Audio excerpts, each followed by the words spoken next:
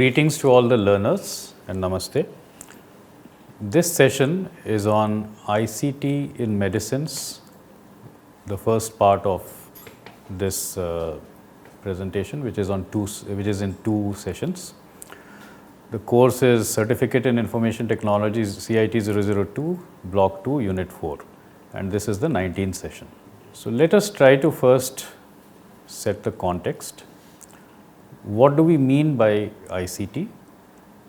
So to clarify, ICT here means information and communication technology, which really consists of all the technology that deals with computers, networks, mobile phones. It includes all kinds of multimedia capabilities such as teleconferencing. It includes the facilities and the infrastructure provided by the internet.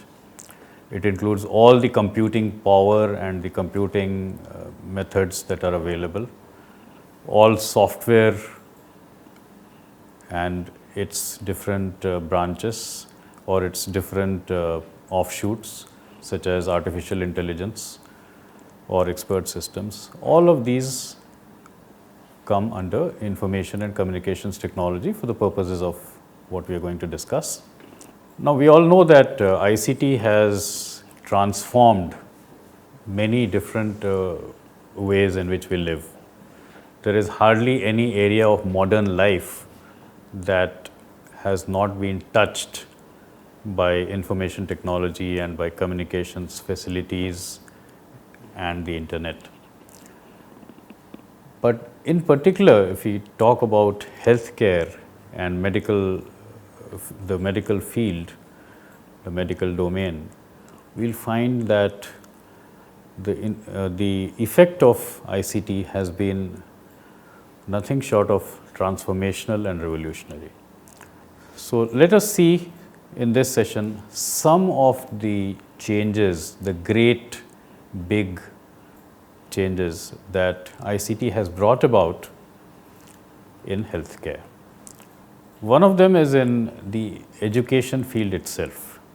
Education of medical and healthcare professionals has been greatly changed with the advent of information technology. The way we can keep patient medical records away from those voluminous paper files that keep building up as a patient grows in age, all that can be a thing of the past now. Monitoring of patient condition can be done not just at site, but it can be done remotely. Medical advice in case of emergencies or even for routine situations can be dispensed by experts or specialists as required. Artificial intelligence is something, and machine learning in particular, are things that have been making a lot of changes in many different areas of our life. And medicine is one of the biggest possible beneficiaries of intelligence that comes from machines. The purchase of medicines, the provision of various drugs from pharmacies, the whole experience of buying medicines has changed.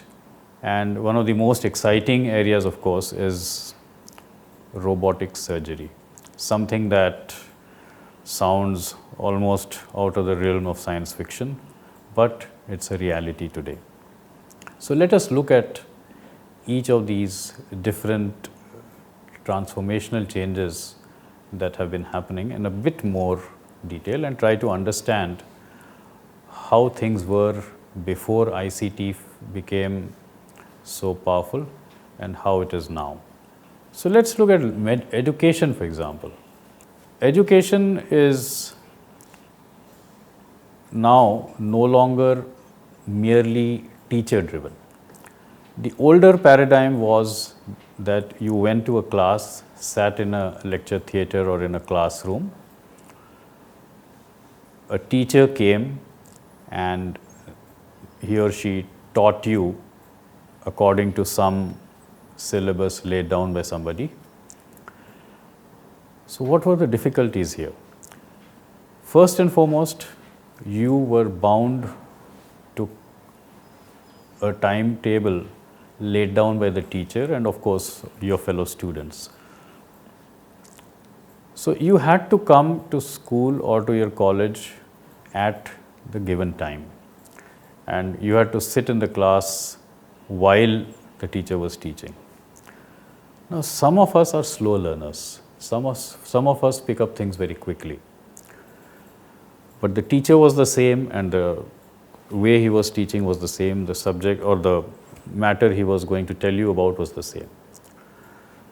While quick learners would chafe and become impatient at what they felt was a slow pace, the slower learners would feel overwhelmed by the amount of information that was being dumped on them in a short 1 hour class. And there are days when you don't want to go to school. Too bad. There was no way out of that. You had to be in school when you were expected to. While ICT cannot completely change that and we cannot do away with teacher driven and instructor led training or teaching or education, but ICT, especially in a professional area like medical education, but there are a lot of supplemental and complementary lessons and subjects that one can learn using ICT. So, when you learn online or when you learn through communication technology, the biggest advantages are that you can learn when you want. If you are a person who likes to sit and learn at night, you can do that. If you want to do it in the daytime, you can do that. Morning, evening, it's all your choice. And most importantly, you can learn at your own pace, at a speed with which you are comfortable. Distance no longer matters. It doesn't matter whether you are in the same state, the same city, the same locality, or you happen to be in another country altogether. So, geographical constraints no longer matter. When you were at school or when you were in college, your ability to refer to reference books or to any other literature on your subject was limited to your local library. With ICT, with information technology, communications being what they are now, this limitation fades away. Online, one can refer to the best and most sophisticated and the latest literature on your subject and your field, say in medicine, from anywhere in the world.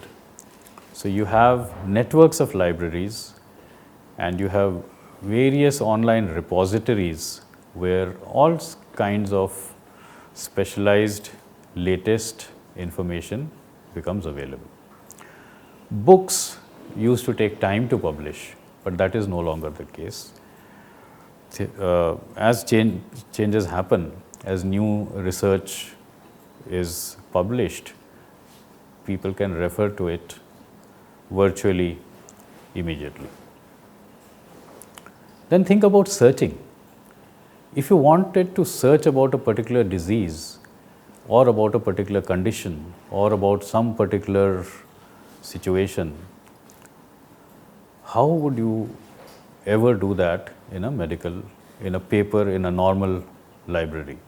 You needed to have people who were very well trained and expert and knowledgeable about the subject who could give you possible pointers as to where you could find the information you wanted.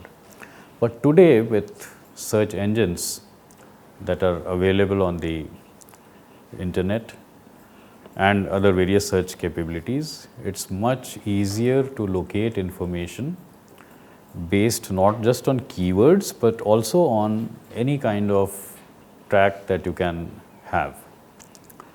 So any pointer available can help you search for what you want. So what does this mean? We can now search for answers online, spend more time on learning and researching rather than on regular lectures and just reading textbooks. Mind you, it's not as if lectures and textbooks are no longer needed. They are very much needed. They are as needed as they were before. But you now have many other avenues available to you to learn. Then let's look at another very fascinating and very important area, that of medical records. In our country, especially in India, most people were not very conscious about regular health checkups or keeping track of their condition or keeping a record of their interaction with the doctor.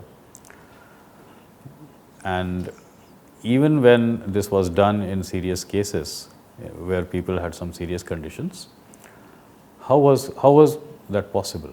One had to maintain bulky paper files giving all records of the prescriptions, all the laboratory tests prescribed and their results, all kinds of procedures undergone and the outcome of those. All these were records that were entered and kept in paper form in files that became more and more voluminous as time passed and you had more and more consultations.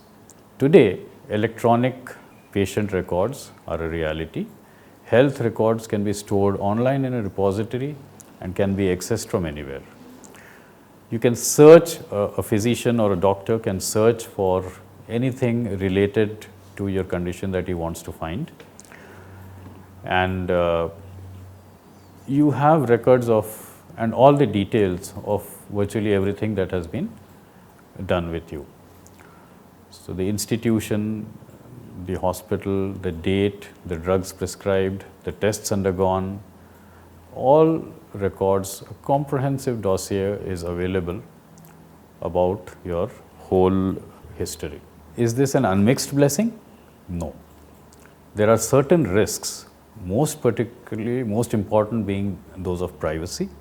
Because the repository is available in electronic form, there are always possibilities that people can break into the systems that store that information and access health records of people, which is certainly a very big breach of privacy. But if these risks can be mitigated through encryption, authentication, audit trails, logging and the various other normal mechanisms for security and privacy in software, these risks can be mitigated to a large extent, and the benefits of course far outweigh some possible risks. If records are automated, then other things cannot be far behind. So let's look at how patient conditions or the situation of a patient was monitored. Earlier it had to be in a hospital, you had to be in a room where trained nurses and other paramedical staff would come, examine you, look at the equipment that was monitoring your various parameters, say your heart or your sugar level or your blood pressure or any other such bodily parameter. Today, a lot of this can be done remotely and in fact should be done remotely if feasible, if there is no urgent risk to the patient. So you can have pacemakers for heart conditions or electrocardiograms or ECGs, glucometers for diabetics, blood pressure monitoring machines and so on can be monitored by remote personnel while the patient is in the comfort of his of their home, of their house. Of course, this cannot be done in every case, but in many normal routine cases where it is not necessary to have the patient in hospital all the time, you can have this kind of a remote monitoring. You get alerts whenever there is anything that requires intervention by a doctor. Then you can reduce, therefore, hospital visits and thereby costs, and also the load on medical personnel who are always in short supply, as you know, and they are generally very overburdened. So anything that can reduce their the load on them so that they can concentrate on the more serious cases that do require their own direct monitoring all the time.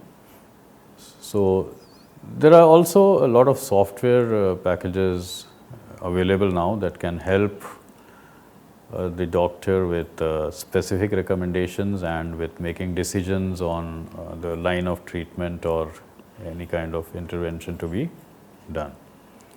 Today, ICT makes available something very useful for a layman, which is online medical advice. Earlier, when we did not have any internet, when computers were in their infancy and there wasn't enough information available, communication technologies were not that developed. When an ordinary person like me had to go to a doctor, there was very little one knew about the condition. So if, for example, I had some kind of a heart condition, I would probably know nothing more about it than the fact that there was something wrong with my heart. I would go to the doctor and ask him maybe some questions. He would give me some answers, and I would remember some of it and perhaps not remember some of it. And also, I could not really put across my actual complaint, my actual difficulty, or what I wanted to ask him about that well. So the onus often was on the doctor to find out what was wrong with me.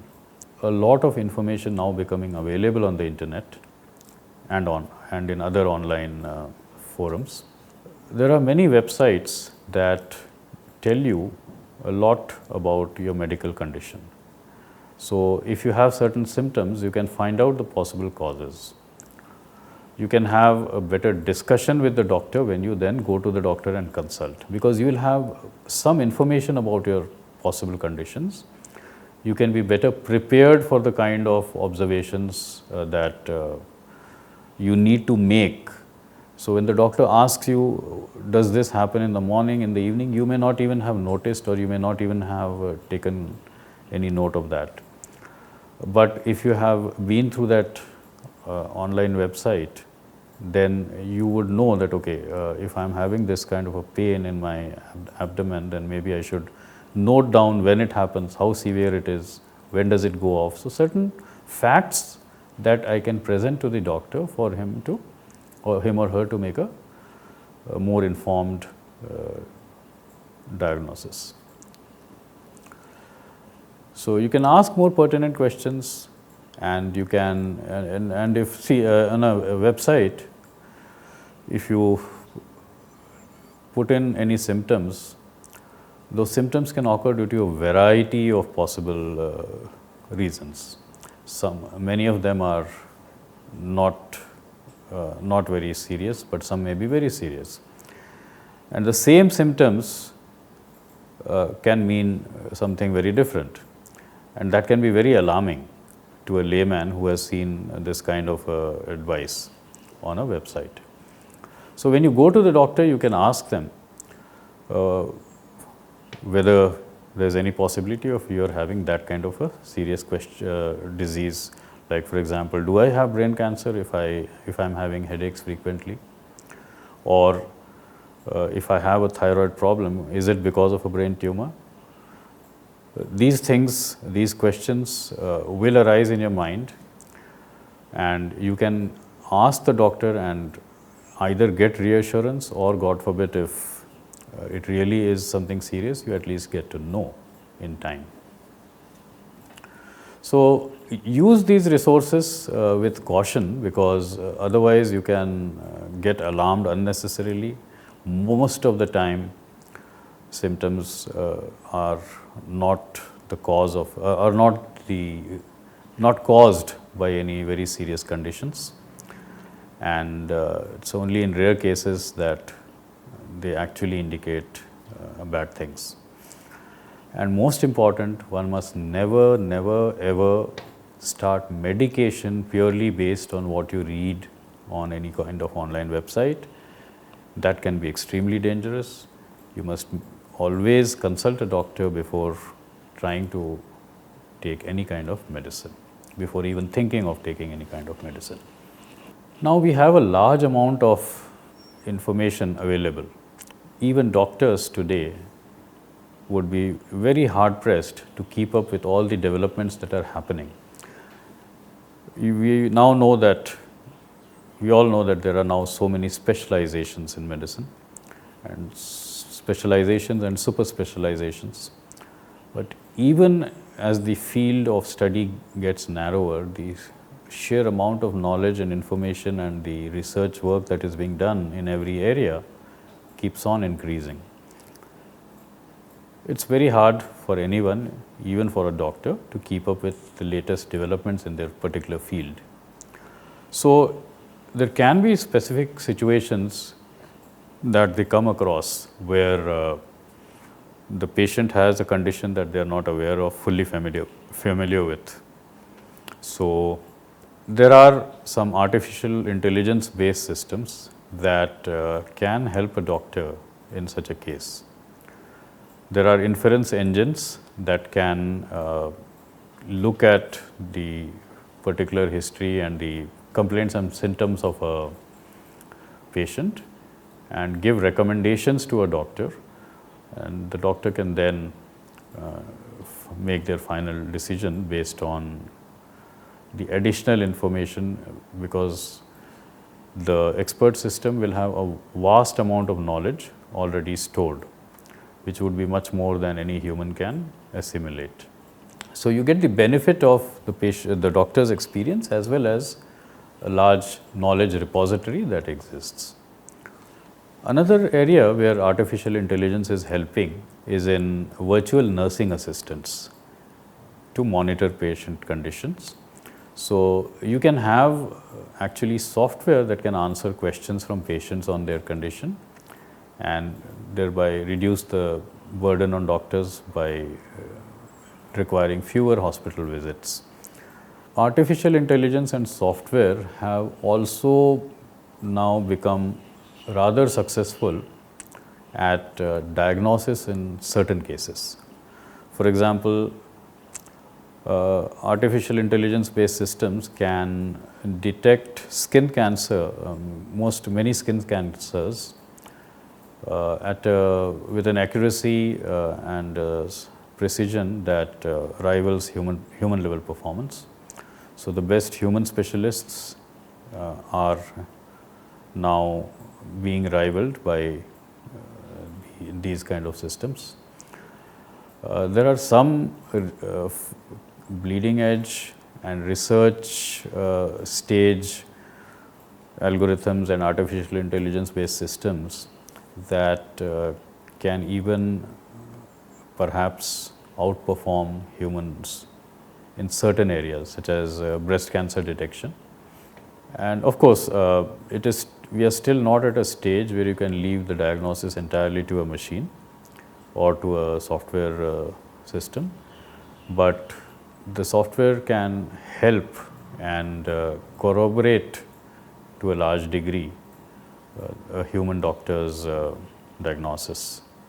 Administrative work such as medical transcription, speech recognition software can greatly improve the productivity. Earlier, medical transcription was done entirely by humans who would listen to a recording of the doctor's dictation and transcribe that into text. Today, a lot of this can be done by software. And when a doctor is trying to look for treatment to be given to a patient, he again has a large amount of software or a large amount of text to search through. So natural language processing can help them find such relevant information far easily. And in image analysis for telemedicine, artificial intelligence can provide a preliminary filter at least, so that a specialist is consulted only when really needed. Then online pharmacies. We are all familiar with e-commerce. Many of you must have purchased items online, be it garments or phones or any such gadgets. But electronic commerce has also come to drugs. So you go to a doctor, you get their prescription, and you can simply order from home, and you can get your medicines delivered right at home as well. Of course, one has to take the normal precautions, make sure that that site is not a fraudulent one which will simply take your money and deliver you nothing, and make sure that it's a site that insists on a doctor's prescription, because in many cases it may be illegal to buy drugs without a doctor's prescription. A genuine site will normally ask you for the prescription, and you will be asked to upload a copy of the prescription with your order, but you still save a lot of effort in making a trip to the chemist shop, and you save money because many of these online pharmacies have lower overheads and offer you attractive discounts. Then surgery. This is something very exciting and seems almost something from science fiction. You have surgical procedures carried out using ICT. A small incision is made by the surgeon in the body, and a high definition camera and certain miniaturized instruments are inserted. The surgeon sits at a console nearby, and he guides the instruments using the images that the camera is showing him in real time. So robots are not going to do anything for you, so there should not be any apprehension in your mind that a robot is going to operate. Every decision is made by the surgeon. It's only that the robotically controlled instruments perform the commands of the surgeon.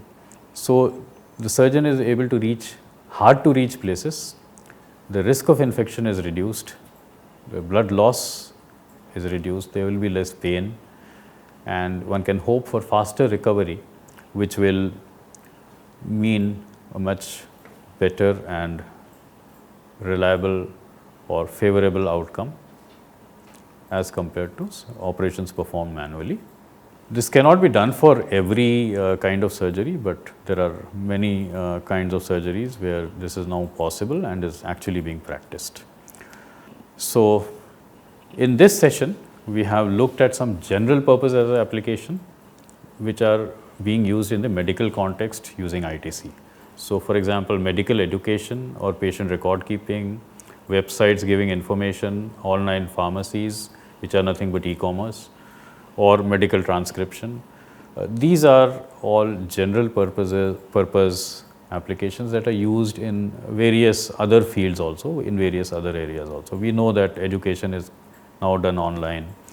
Various kinds of records are kept on the computer. Websites are there for each and every kind of information you might want. All kinds of items can be purchased online, and we have speech recognition used for many different applications. We also saw some applications where ICT is doing things that are specific to medicine, which is monitoring patients, and you can have virtual nursing assistants that are really programs to which patients can put questions. We now have diagnosis being done using artificial intelligence, and finally we just saw how surgery can be performed using miniaturized instruments and cameras controlled by a surgeon sitting at a console. This is robotic surgery. So, I hope you have got introduced to the exciting things that ICT can do and is doing for medical applications. Thank you.